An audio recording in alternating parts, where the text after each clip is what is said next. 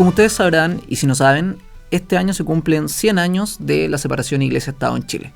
Si bien es cuestionable esa idea de la separación Iglesia-Estado, la verdad que en términos formales, Chile, el Estado de Chile, se separa de la Iglesia Católica en 1925 gracias a la nueva Constitución, precisamente la del 25. No obstante, reconozco que este año en particular me ha tocado reflexionar bastante respecto a esta separación. Agradezco todas las instancias. Saludo a Marcial, a María José, a Eugenia también, de la idea.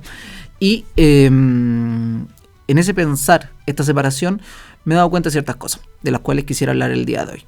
En principio, entender que desde que somos el Reino de Chile, es decir, cuando funcionábamos bajo la corona española, la relación Iglesia-Estado, en este caso Iglesia-Monarquía, era una relación directa. Esa relación se mantiene tras la emancipación de Chile cuando ya nos convertimos en un Estado independiente. E incluso es largo el trayecto hasta las primeras tensiones que van a ocurrir más o menos con el gobierno de Domingo Santa María. Ahí, en función de esta idea de las leyes laicas, empieza a existir una cierta animadversión entre la Iglesia y el Estado, sobre todo por el nombramiento del arzobispo Santiago, puesto que quedó vacío durante unos años. Es el primer momento en donde existen ciertas manifestaciones públicas o tensiones evidentes entre la Iglesia Católica y el Estado de Chile. De hecho, la figura de Domingo Santa María es ridiculizada en algunos medios conservadores como José Peluca, Don Quijote y Diógenes, dibujándolo básicamente como un bebé consentido que no quería soltar esta idea de la separación. Más allá de cualquier cosa y de cualquier tensión, lo cierto es que el gobierno de Domingo Santa María termina de buena manera. Finalmente el arzobispo, tras un par de años, se logra un nombramiento y la relación Iglesia-Estado se mantiene con total normalidad. No va a ser así entonces hasta el gobierno de Arturo Alessandri que se empiece nuevamente a hablar con fuerza de dicha separación. Y en este caso creo que es interesante hablar un poquito de estos actores diplomáticos involucrados, porque por un lado tenemos a Arturo Alessandri y por el otro, representando la Santa Sede, Pío XI. No obstante, respecto a estos embajadores o estos actores diplomáticos de los cuales no se habla mucho y que creo que es interesante tenerlo en consideración, sobre todo para el registro histórico. Por un lado, en Chile tenemos a Rafael Errázuriz, también tenemos a Horacio Fernández como encargado de comercio y a Román Subercaseaux. Y por el lado de Pío XI o de Santa Sede tenemos a Benedetto Aloisi y Crescente Errázuriz, el nuncio apostólico y el arzobispo de Santiago en dicho momento. Cuando pensamos en el León de Tarapacá y en la separación, lo cierto es que Alessandri, incluso cuando fue nombrado como candidato presidencial, ya hablaba de la separación Iglesia-Estado. Él era una de sus cartas de batalla, uno de sus proclamas más importantes y era una de las maneras de contentar a cierto sector de los radicales, que estaban muy con la propuesta de separar la Iglesia del Estado. Como se los digo, del momento uno, desde 1920 en adelante, Alessandri lo dijo una y otra vez. De hecho, en cada una de las cuentas públicas habló de la separación Iglesia-Estado.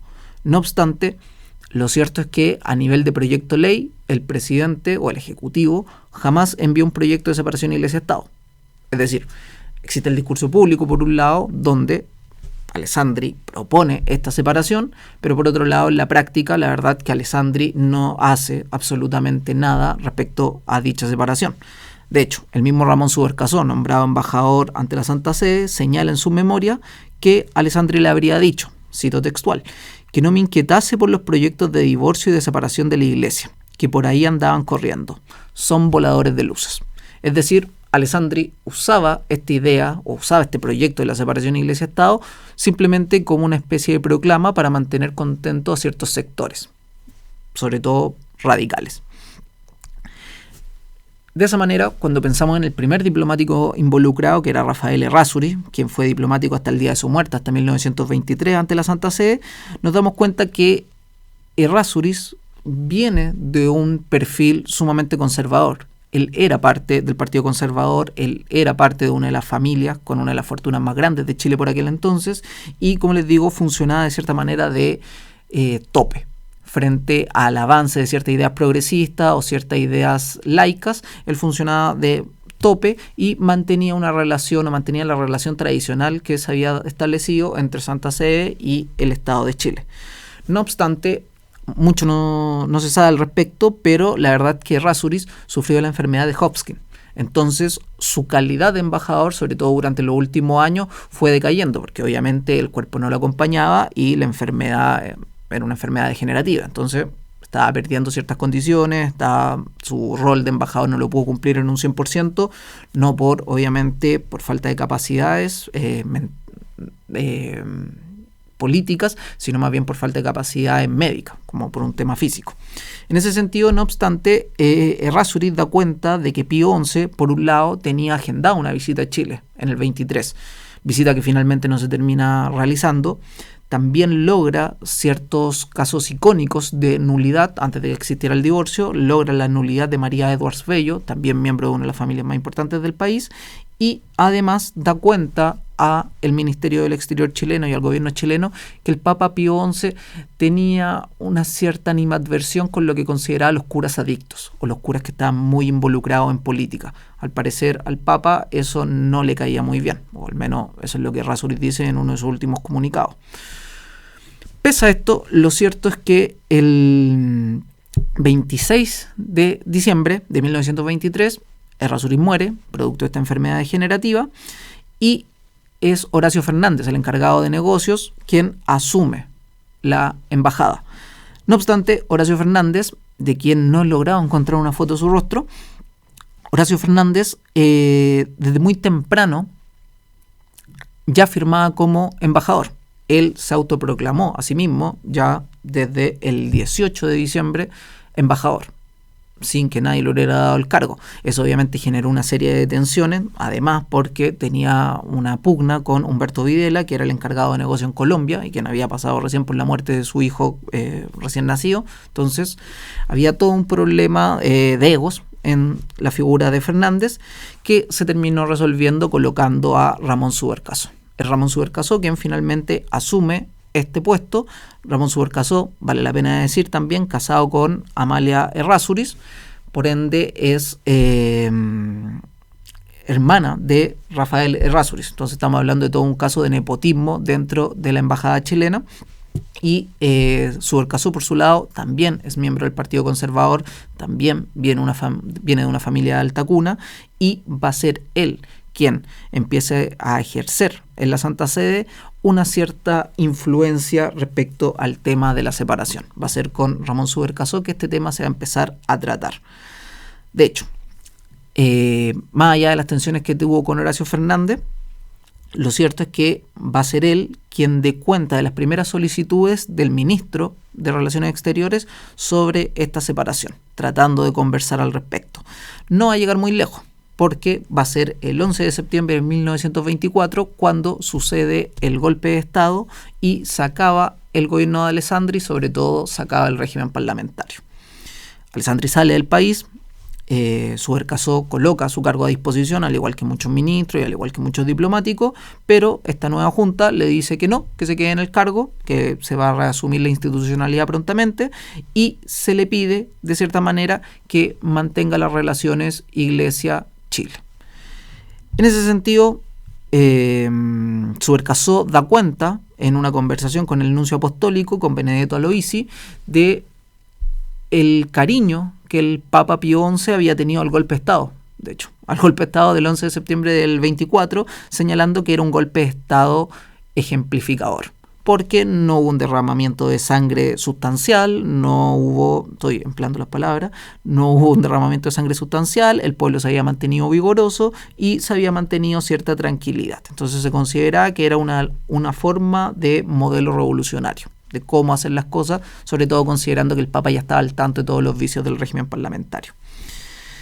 Subercaseaux, en esta situación también, reconozcamos lo incómoda, se acaba de terminar un gobierno por un golpe de Estado, está esta junta, el presidente no se sabe si va a volver o no va a volver, no pudo hacer mucho al respecto, y no es hasta la vuelta a Alessandri, cuando la junta lo trae de vuelta al país, que se le pide el 3 de febrero de 1925 visitar al Papa.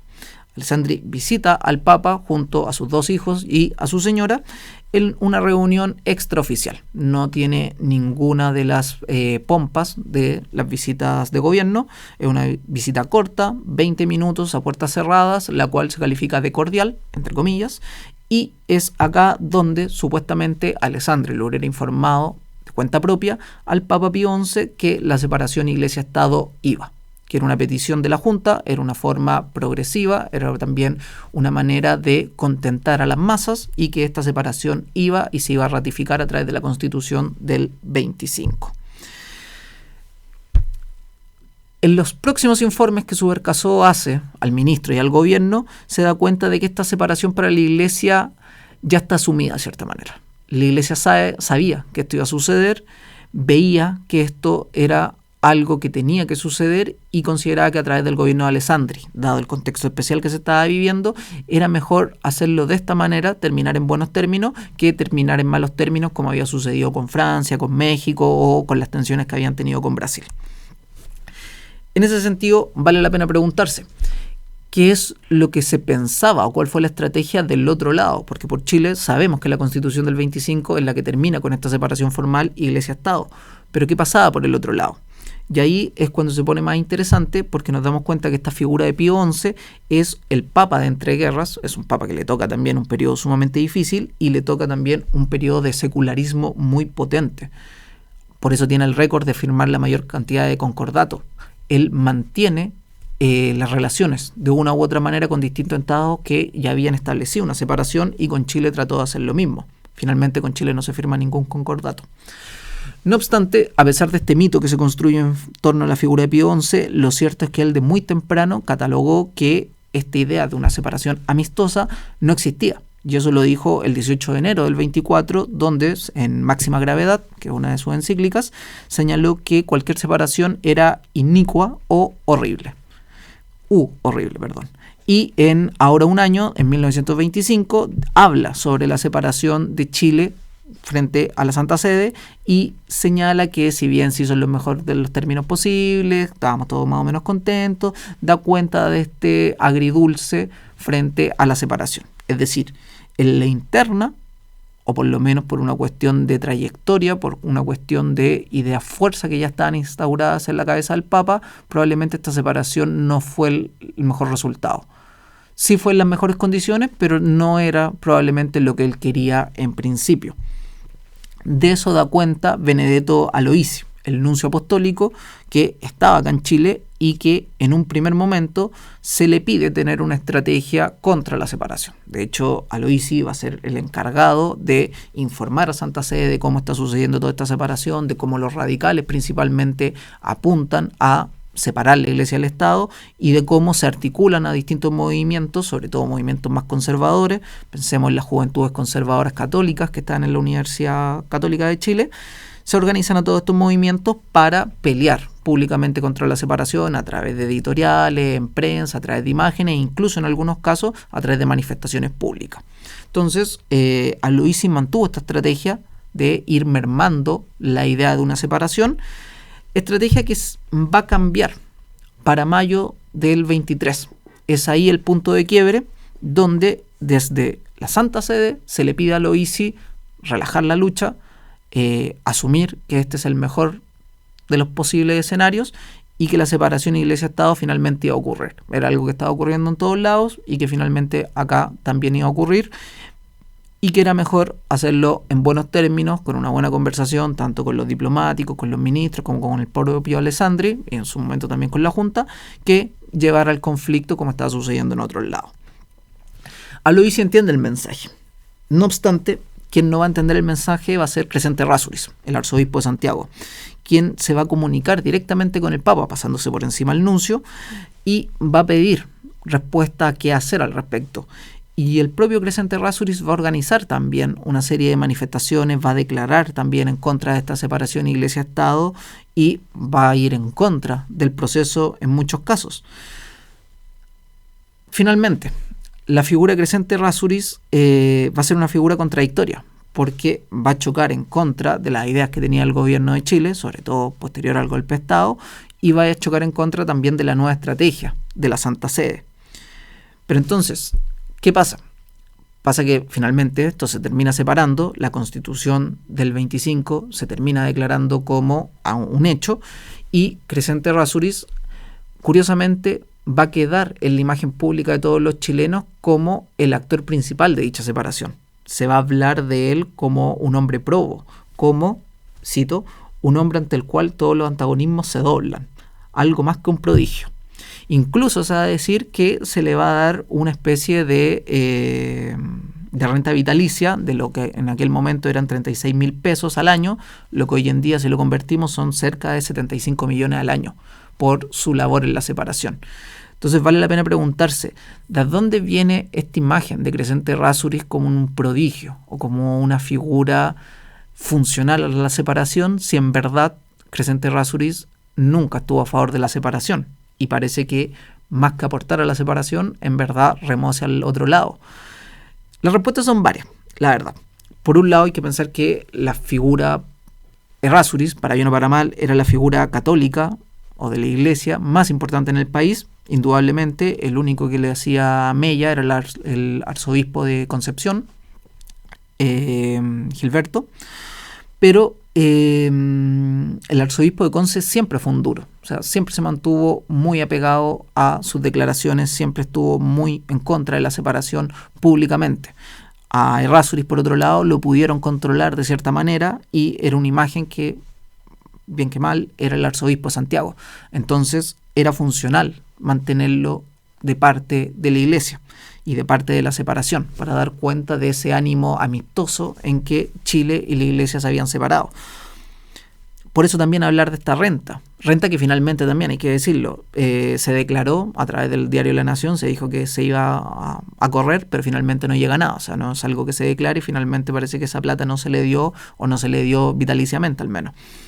Pero se construye todo un imaginario de Crescente Errázuriz, incluso imaginario que la propia Gabriela Mistral va a replicar, de esta idea que Crescente Errázuriz era una figura casi sacrosanta, que estaba a favor de todo, que no estaba involucrado en política, y por lo que nos podemos dar cuenta hoy en día, gracias a la documentación, nada más lejos que eso. Crescente Errázuriz estaba muy metido en política, Crescente Errázuriz estaba muy a favor de no separar la iglesia del Estado y de mantener esa influencia, y fue un periodo muy conflictivo, tanto para él en la interna como para él frente a Santa Sede y frente al gobierno de Chile. ¿Por qué mantenerlo y por qué construir todo este mito alrededor? Finalmente, porque era el arzobispo, era la figura más importante y era la figura que daba cuenta de esta unión entre iglesia y Estado, a pesar de la separación formal.